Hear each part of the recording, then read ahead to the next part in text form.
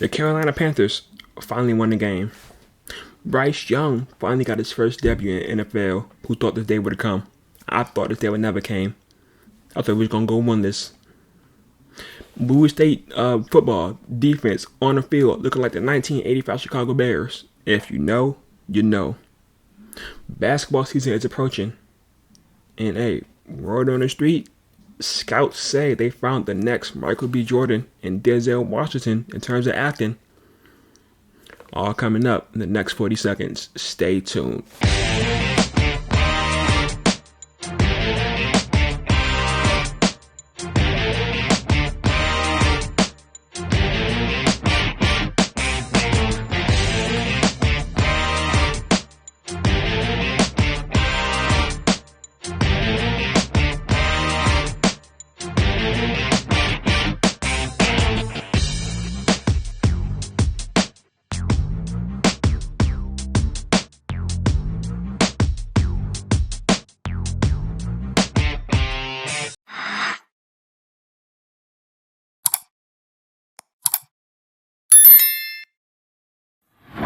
What's good, people, man? Ladies and gentlemen, boys and girls, people and pets, whoever watching this, wherever you're watching this, welcome back to another episode of Bowie State Sports Talk. I am your host, Jalen Sims. Before we get started, like this video, subscribe, and comment. 3 free things to do. I'm trying to hit 250 subscribers. I think I'm at like 222 right now, maybe a little bit higher. I'm trying to reach 250. So subscribe, and like the video, and comment. All those things help me reach that goal. They're free to do, not asking for no money. Just those 3 free things. 3 free things. But the Bulldogs are now 5-4 this season, as they had their first game back at home ever since that blowout loss against Virginia State. 16-44 at homecoming. The Bulldogs they defeated Elizabeth City State 16-7 yesterday. Big shout out to Jordan Morse, who was named the CIAA Quarterback of the Week last week, as he had his first start last week and went crazy. As I would like to remind you all, he led the team in passing yards with 177 and rushing yards with 60. And shout out to Jadon Carter, who was named the CIAA Defensive Back of the Week last week, as he had a 36-yard pick six and 2 tackles last week. So big shout out to them. More awards coming this season, no doubt. But Elizabeth City State entered this game with a lot of momentum as they beat the top dog in the NCAA, Virginia State. So Bowie State defense did a good job of like shutting down Elizabeth City momentum. They gave Virginia State the only loss of the season, got a 17-16 dub over them. So Elizabeth City State was entering this game on like a lot of momentum, and Bowie State defense shut it down. Like I said at the start of the podcast, Bulldogs defense was out there looking like the 85 Chicago Bears, and let me tell you how. Elizabeth City first 5 offensive drives of the game in the punt. 3 of those punts were 3 and outs. 3 of those drives were 3 and out drives. They ran 3 plays, no first down. 4th down, they punted. Elizabeth City State last 4 offensive drive of the game in the interception. The defense got a total of 5 interceptions against Elizabeth City State. 5.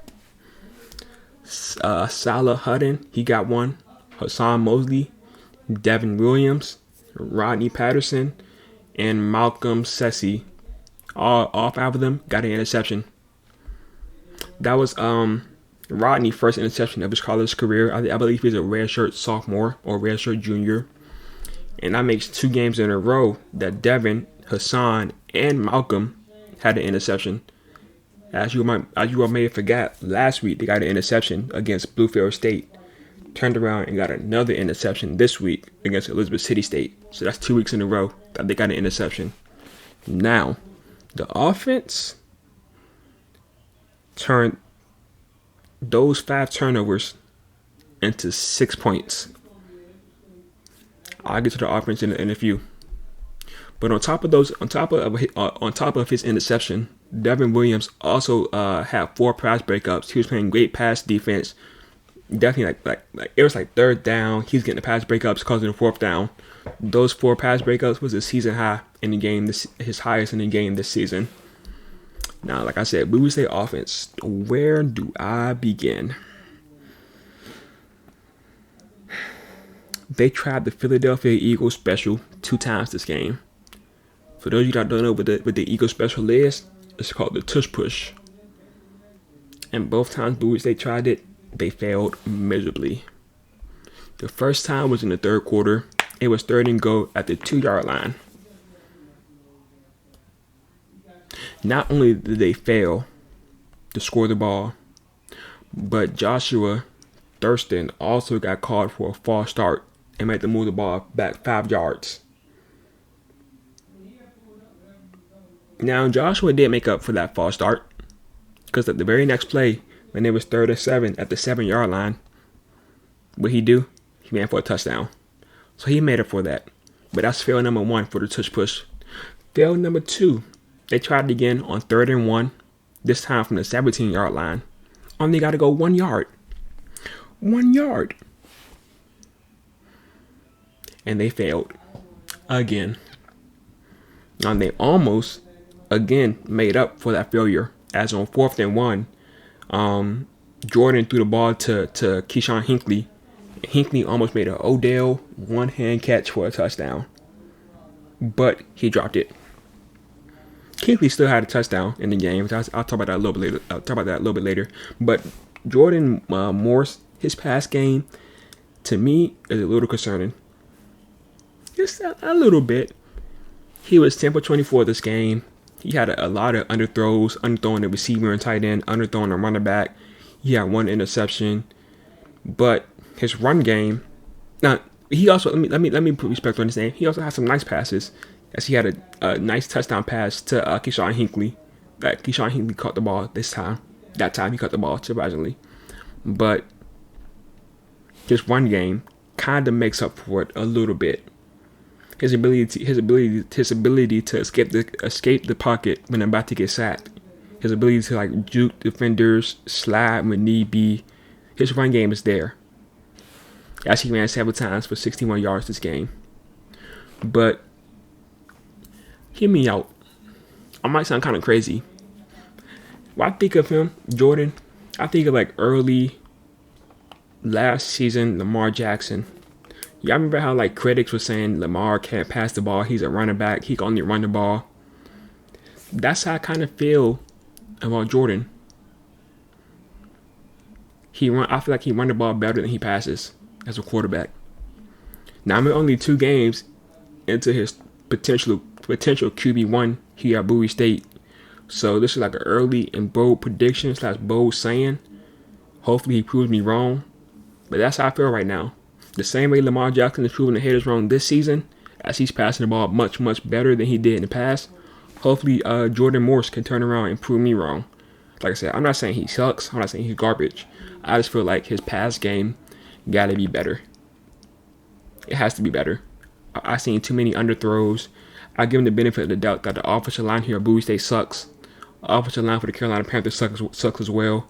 That's not here nor there. But the offensive line here at Bowie State sucks. He don't get much time to pass the ball.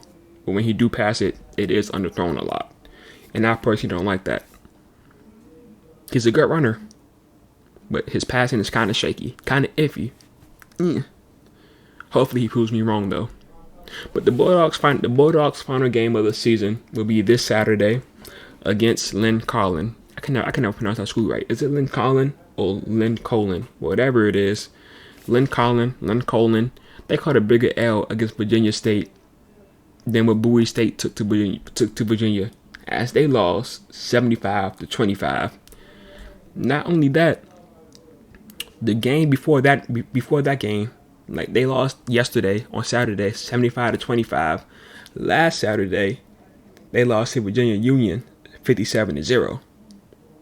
So they're entering this game on this Saturday off of 2 blowout losses, no momentum, while Bowie State entering this Saturday game with two W's, not blowout, but 2 W's in the like momentum. Let's see how Bowie State can make this momentum shake, make it work, as they're looking to end the season 6-4 for the second year in a row under head coach Kyle Jackson. If you don't remember, last season was Kyle Jackson first time as the head coach at Bowie State, as he was the intern head coach. This is his second season as the head coach, as he's no longer an intern. He's not the actual, the full-time head coach, officially a head coach. Looking to go 6-4 for a second season in a row. Let's see if that happens rather than 5-5. Now, before I move on, speaking of Virginia, those two teams in Virginia, they're some dogs. And they're going to clash for the final game of the season this Saturday. Virginia State versus Virginia Union. Both of them 8-1 overall. Both of them 6-1 against division. Now, one thing that might be important is home field advantage, as this game would take place at Virginia State field. So that might kind of determine that the factor, who wins this game, home field versus away. But both of them are 6-1. Both of them are 8-1 overall and 6-1 against conference. The winner of this game will end the season as the top dog in the Northern Division, as they're both tied right now. So whoever wins and go 9-1 overall and 7-1 against conference will be at the top. Whoever loses and go 8-2 overall and 6-2 against conference will be in the second seed for the Northern Division. So who I got winning? I got Virginia winning. You decide the rest. That's all I got to say. It's too hard to choose. I just got Virginia coming out on top. Yeah. But college basketball is slowly approaching us. Day by day, hour by hour. So let's start off with the men's basketball team here at Bowie State, shall we? First thing first. Big congrats to head coach for the men's team, Darrell Brooks, as he agreed this summer, back in July, to a 2-year contract extension. He's entering his 14th season here at Bowie State. He was named the head coach back in 2009. God, 14th season, he became head coach in 2009. In 2009, I was still in C Pleasant. I didn't move over here to where I am now until 2010. That's how long ago that was. 2009. My God. He has an all-time record of 208 and 169, which includes 126 and 87 against conference opponents as Bowie State head coach. He also won the 2013 and 2017 CIAA championship. Now, time for the negatives. Ever since COVID started, ever since COVID ended, should I say, under his coaching, the Bulldogs have gone 15-43. So that's the 2021 season and last year 2022 season. Those two seasons combined, the Bulldogs went 15-43. That's the worst. That's the second worst win percentage in the CIAA in those two seasons, only behind Johnson C. Smith by 0.001%. Johnson C. Smith percentage in those two seasons combined was 0.516, while Bowie State percentage in those two seasons combined was 0.517. Now, the CIAA predicted the Bulldogs to finish 10th, to finish 10th in the CIAA this season.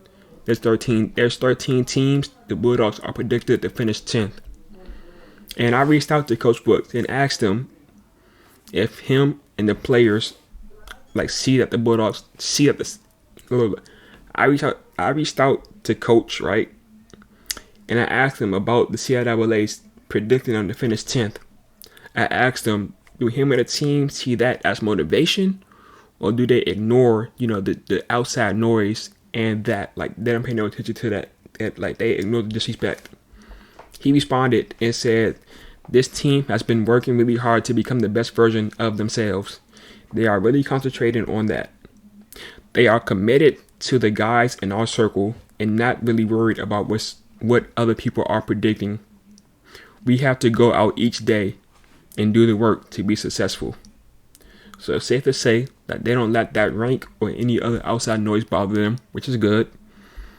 But the very last sentence of that response in his email, he said, looking forward to being on your podcast one day.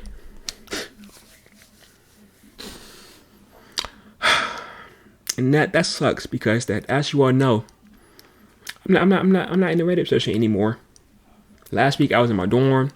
Now I'm at my house. So it's gonna be kind of hard to do interviews because that I'm not gonna invite somebody to my house. I won't invite anybody to my dorm either. Like if I was at the radio station still, this interview would have been done today. Honestly, I don't know, but tomorrow. But with the radio station kind of being different, can't be there anymore. So I don't know how I'm gonna get that interview set up. I told him about the radio station and me having a whole new setting for my podcast. Maybe we can do it on Zoom one day. But I don't want to interview anybody on Zoom if you go to the same school.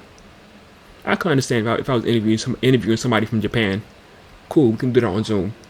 But like, I'd rather interview somebody in person rather than on Zoom if we're in the same location. He coached at Bowie State. I'm a student at Bowie State.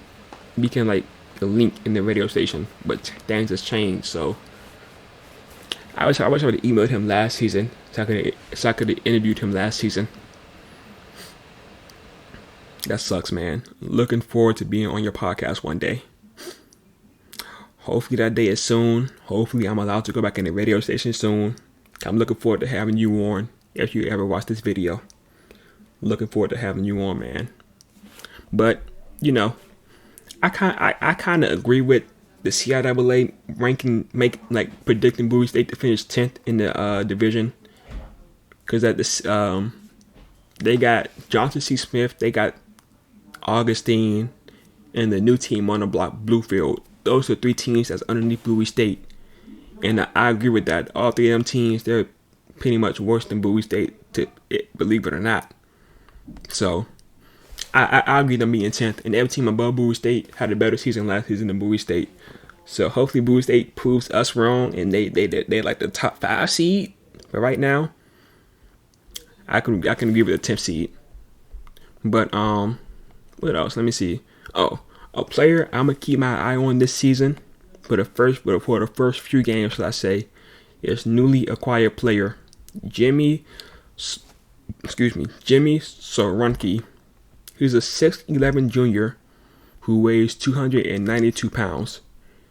Now this is what caught my attention. His nickname is Baby Shaq, and the person he admired most is Baby Shaq. Now with your nickname being Baby Shaq, you being 292 pounds and 6'11", I want to see some big body post work. I don't want to see no threes. I want to see big body post work, dunking the ball, setting hard screens, setting the screen, making the person that you screen fall down type of contact. That's what I want to see. I did my research on him, and I was a little disappointed. I'm gonna leave that there and do what you want with that information. The first game of the season for the men Bulldogs is November 10th versus Lock Haven. Switching sides a little bit, the CIAA predicted the Lady Bulldogs to finish 3rd in the CIAA. The ladies led the vote getters with 3 players selected for conference preseason team. Anna Harris, Kataria Myers, and Shania Jackson was the 3 selected, all for the first time in their career. If you aren't familiar with their games, go back and watch the old episodes from last year. They some dogs, and they absolutely deserve to be on this list. The Lady Bulldogs' first game of the season is on November 6th against George Mason. But like I said earlier, scouts, they word on the streets that they found the next Michael B. Jordan and Denzel Washington in terms of acting. And if y'all wondering who that is, that they're talking about, it's me. Oh yeah, by the way, I'm the scout too. I'm scouting myself, so yeah. Let me tell y'all how. If y'all watched last week's episode, y'all know I had something I had to act out, right? Let me open this up. Boom, full screen. Right, can this go full screen? Hello? Oh my God, L podcast, full screen. I'm tripping. I didn't even switch the settings. Hold on, my fault. Y'all over here looking at me. Boom. There we go. So like I said, this was the scene, the play, whatever you want to say. I had to act out and memorize for my theater class. That was kind of practicing last episode. I'm a man in red, so I'm wearing all red. As you can see, I'm in all out. Everybody else, like who was like man in yellow, lady in green, lady in purple, they had like one thing representing their color. I went all out. Red hat, red hoodie, red shoes. I went all out. Let's take a look at this. I'm gonna pause it a few times. What else I want to say? Oh, and what's crazy about this is that all I really did in my free time was practice the lines. All the actions that you see me doing, I kind of came up with that on the fly. I'll explain that as time go on though throughout the video. So sit back and enjoy greatness, because I know I will. Wow! Yes! Why didn't you tell me, Mama? Little black boys need heroes to help them grow into men. You could have whispered names in my crib while I lay awake or sleeping.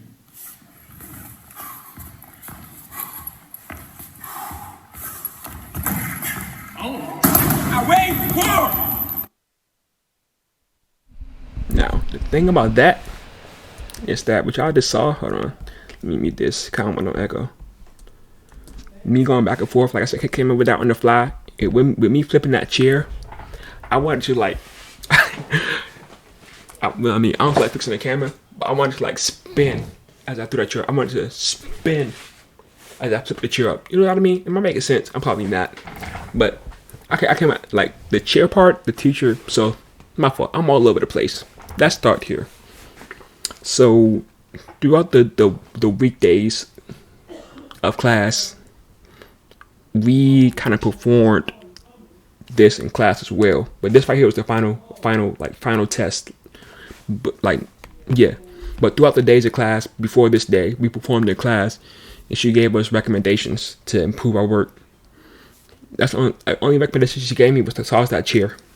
The way I tossed it was up to me, but she just said toss the chair to represent I'm angry. So me walking back and forth as I got up, like that right there, I came up with that on my own. Me using that much power, came up with that on my own. And yeah, let's get back to this. Like I said, I don't want to talk too much.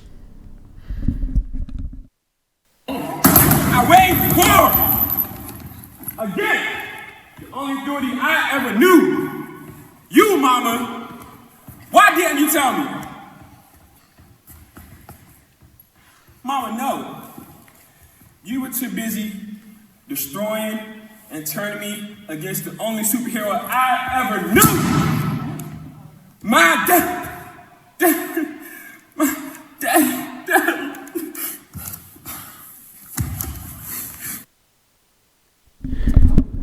Y'all think I'm a good crier?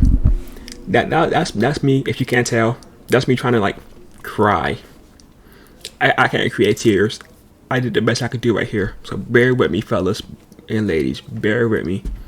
This is the best I can do to try to cry. If you ask me, it's some Hollywood acting right there, man. Hollywood acting.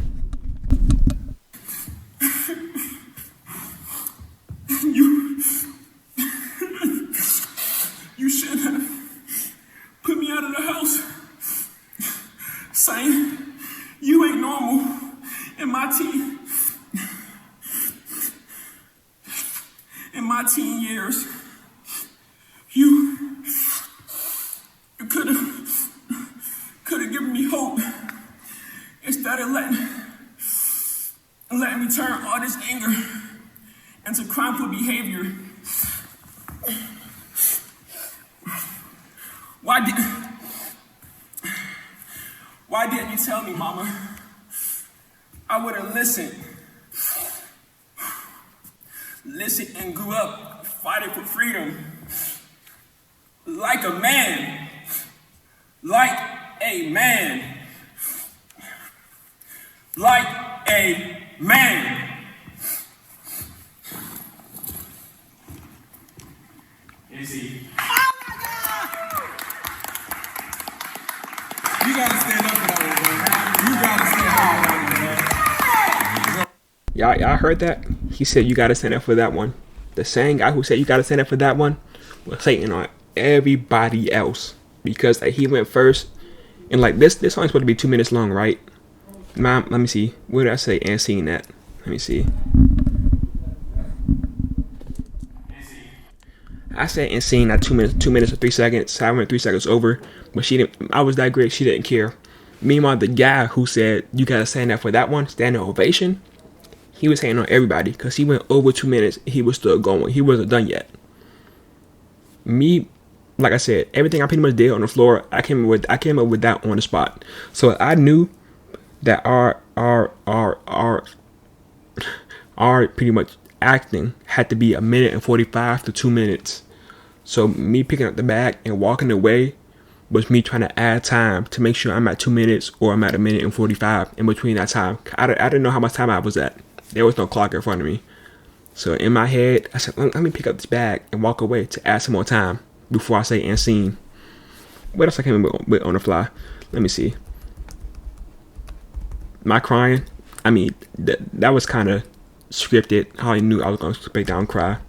But me wiping my tears and me sniffing, came up with that on the fly to emphasize that I'm crying. Me throwing my bag, where was it at? Let me see. I threw my bag like right, look at that. On the fly, came up with that. More representation that I'm angry. Just little stuff like right here. When I threw my hand up like, wow, mama. That's when like, Came up with that on the fly. Like I said, man, only thing I really practiced was the words. Everything else, all the action you see, me tossing my hat. Hold on, where's it at? Me tossing my hat, came up with that on the fly.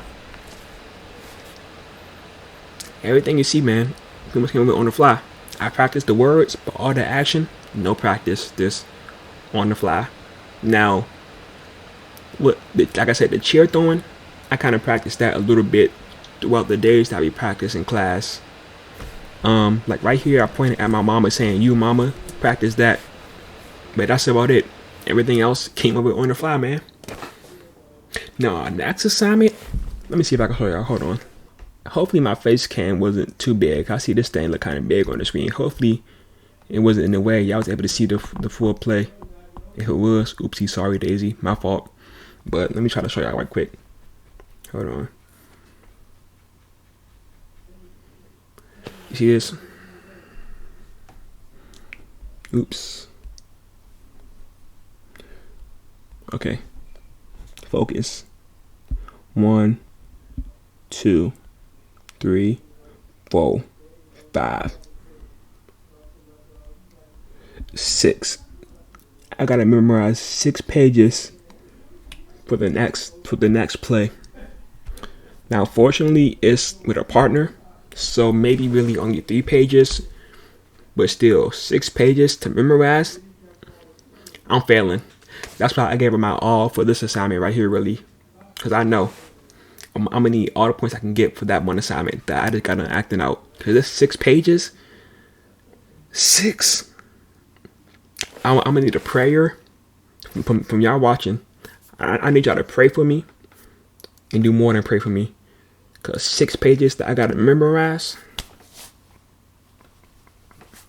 it's not looking good. It is not looking good. But that's it for today's episode of Bowie State Sports Talks. Hopefully you enjoyed watching my Denzel Washington, Michael B. Jordan type of acting. If you didn't, you're a hater. Plain as that. Hopefully you enjoyed the episode. I'm out.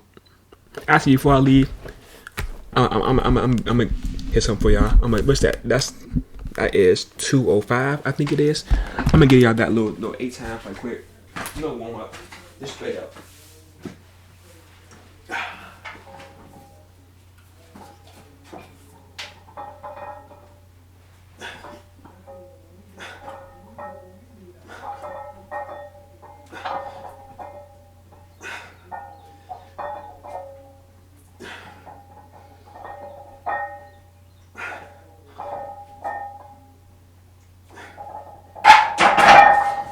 I said no warm up. Let's come over here, start benching. Love y'all, man. Appreciate y'all for watching. I'm out.